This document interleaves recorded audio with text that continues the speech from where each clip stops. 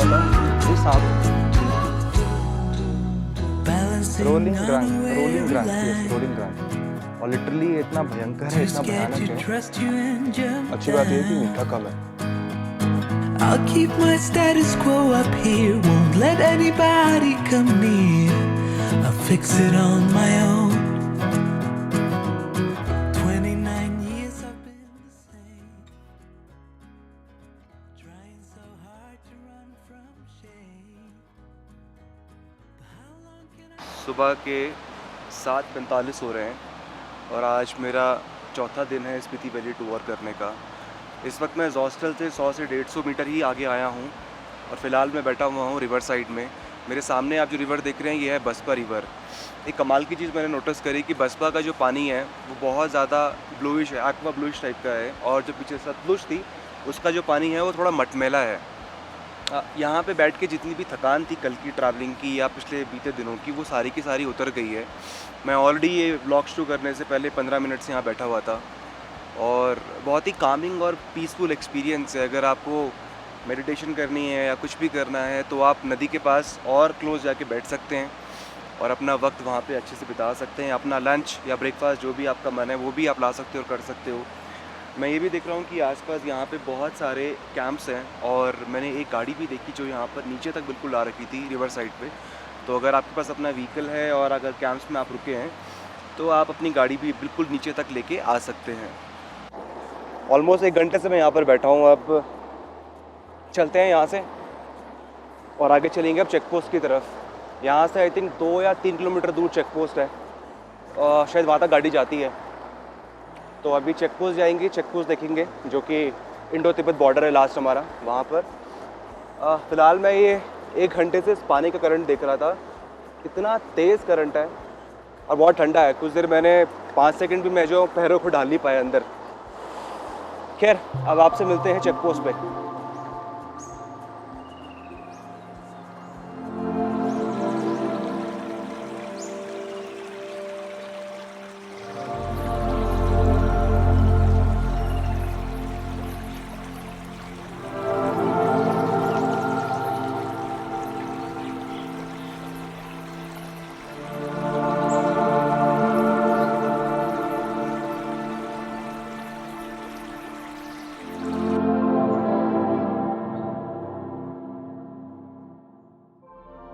अभी जिस जगह मैं मौजूद हूँ ये है 2nd बटालियन नागास्ती पोस्ट।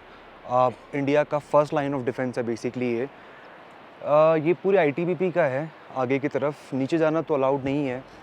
खैर अभी 1 piece of advice before I leave Chitkul, अपने साथ में या तो ऑक्सीजन के छोटे छोटे वो आते हैं सिलेंडर 700 या 800 के आते हैं, अमेज़ॉन पर नॉर्मली मिल जाते हैं, या तो वो और साथ में डायमॉक्स ज़रूर लेके आना। क्योंकि अभी सुबह एक आदमी जो है ऑक्सीजन के लिए ढूंढ रहा था, एक छोटा बच्चा था, उसको थोड़ा ब्रीदिंग इश्यूज़ होने लग गए थे।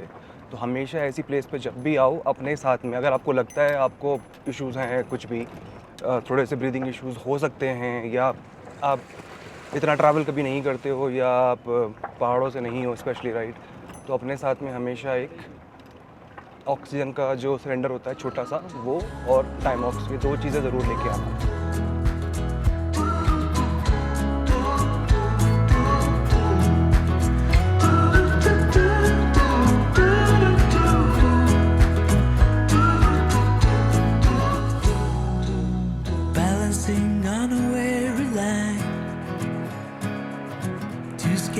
Trust you and jump down.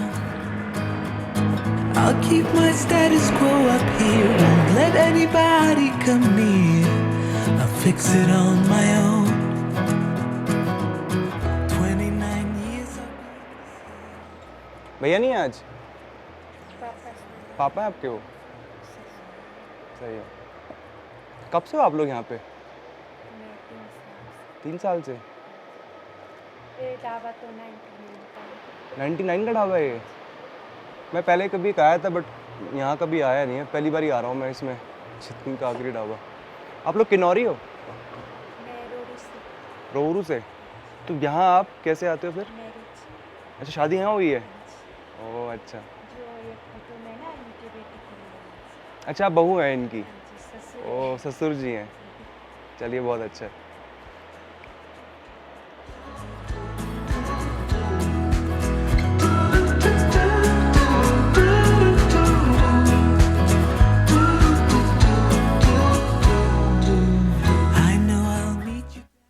अभी 10 मिनट पहले मैं यहाँ पहुँचा हूँ, थोड़ी देर नदी के पास बैठा हुआ था।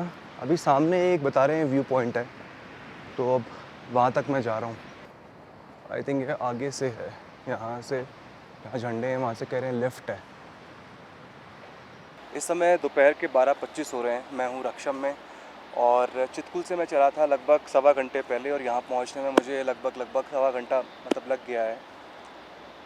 चितकुल से और रक्षम का जो डिस्टेंस है वो लगभग है आपका 10 किलोमीटर का, तो मान के चलिए आपके 1 घंटे से ऊपर तो आपको वक्त लगेगा यहाँ पर आने में।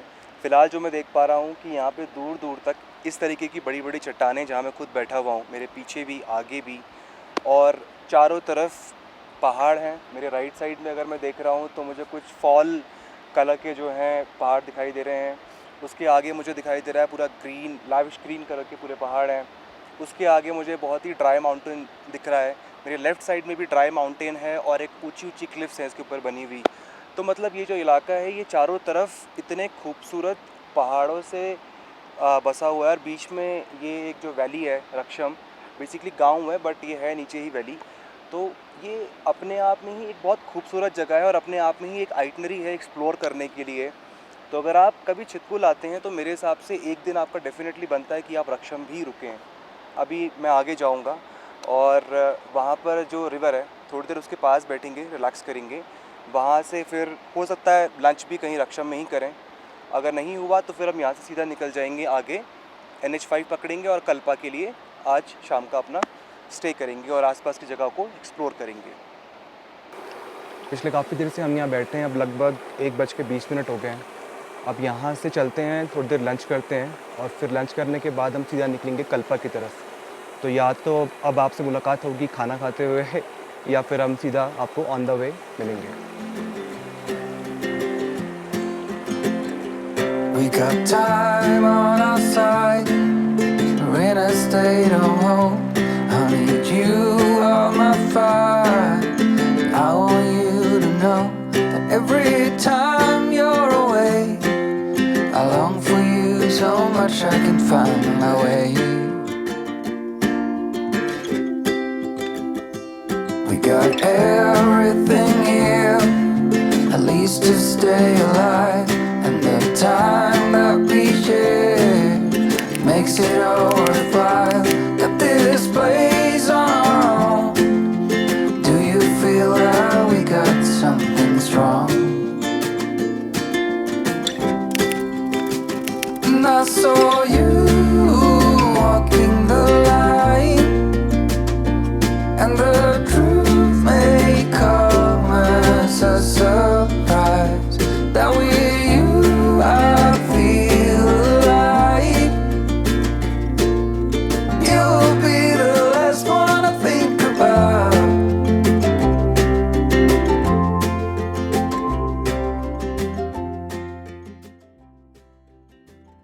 तो करचम डैम से हमने राइट टर्न लिया और इस वक्त मैं मुश्किल से 100 या 200 मीटर ही आगे हूँ।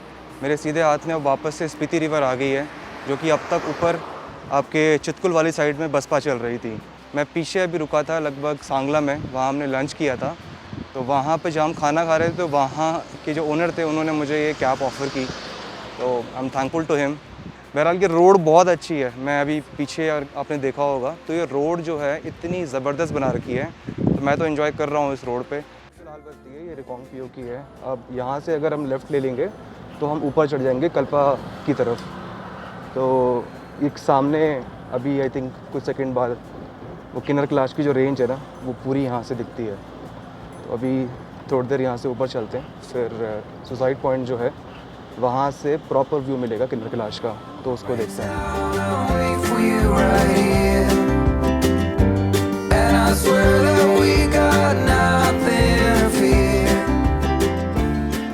आपको बता रहा था 5 मिनट मुश्किल से वहाँ से दूर था। अभी मैं पहुँच गया हूँ इस वक्त सुसाइड पॉइंट पे, और लिटरली इतना भयंकर है, इतना भयानक है। आसपास की जो चट्टानें हैं मुझे उसमें क्रैक्स भी दिख रहे हैं, और आई थिंक यहाँ पे आइडली 5 से 10 मिनट से ऊपर ज़्यादा यहाँ टिकना भी नहीं चाहिए, क्योंकि मुझे इन पहाड़ों को देख के वाकई में बहुत डर लग रहा है आसपास। वो देखो कितना स्टीप है, कितने हज़ार फीटों का मैं अंदाज़ा भी नहीं लगा सकता, लेकिन ये बहुत ज़्यादा एकदम ऐसे स्ट्रेट कटा हुआ है वो, और बिल्कुल सीधा है डीप। खैर स्पेसिफिकली वो सुसाइड पॉइंट है, कूदने को तो आदमी कहीं से भी कूद के यहाँ पे कर सकता है, हर जगह ही सुसाइड पॉइंट है। This place is kinda adventurous actually. अगर आप आ रहे हो और देख रहे हो इस जगह को तो आपको ना लिटरली फील होगा कि यहाँ पे देख लिया, अब यहाँ से फटाफट चला जाए। मैं भी यहाँ पे ज़्यादा देर रुकना नहीं चाहूँगा। इसके आगे हम चलेंगे, रोगी एक विलेज है, वहाँ पे सीनिक पॉइंट है, थोड़ा बहुत सीनिक व्यूज़ को एंजॉय करेंगे, फिर आपको वहाँ पर कैचअप करते हैं।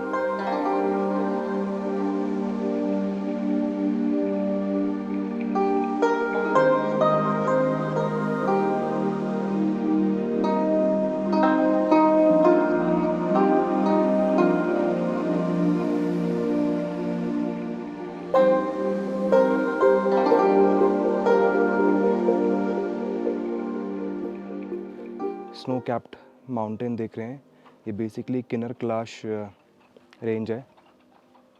ऊपर आपका मंदिर है शिव जी का, भोलेनाथ जी का। तो रोगी गांव में तो कुछ ऐसा सच मुझे मिला नहीं। अक्सर जितने भी टूरिस्ट आते हैं वो रोगी गांव ना रुक के वो कल्पा जाते हैं, शायद इसीलिए यहाँ पर इतने कम लोग हैं।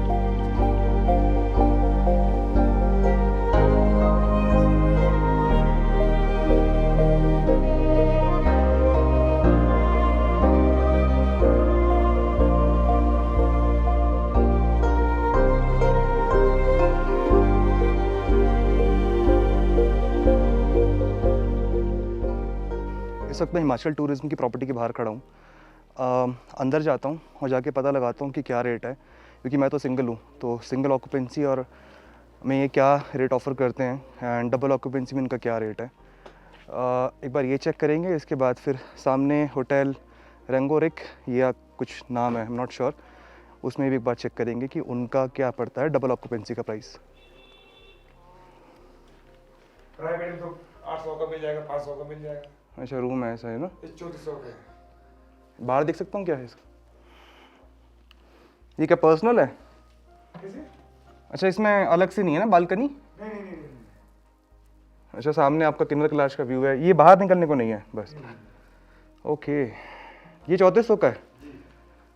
वो मैं रख दूंगा यार, मेरा उसमें कैमरा रखा है, सारा सामान है। वो छोटा वाला रख दो, इसको रख दो 201 में ना। ये जी सामने रोलिंग ग्रैंग, मेरी तो बोलते हुए जीप घूम गई। Rolling grange, yes rolling grange. इसका मतलब ज़रूर पूछूंगा मैं, बड़ा वियर्ड सा नाम है।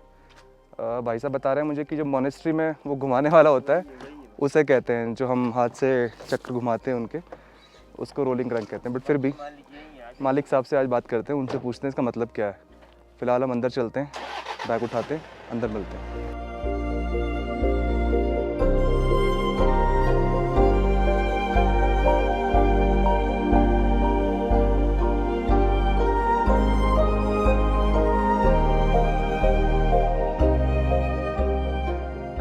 इस समय मैं होटल रोलिंग ग्रैंग के बाहर उनके लॉन में बैठा हूँ, अपने डिनर का वेट कर रहा हूँ।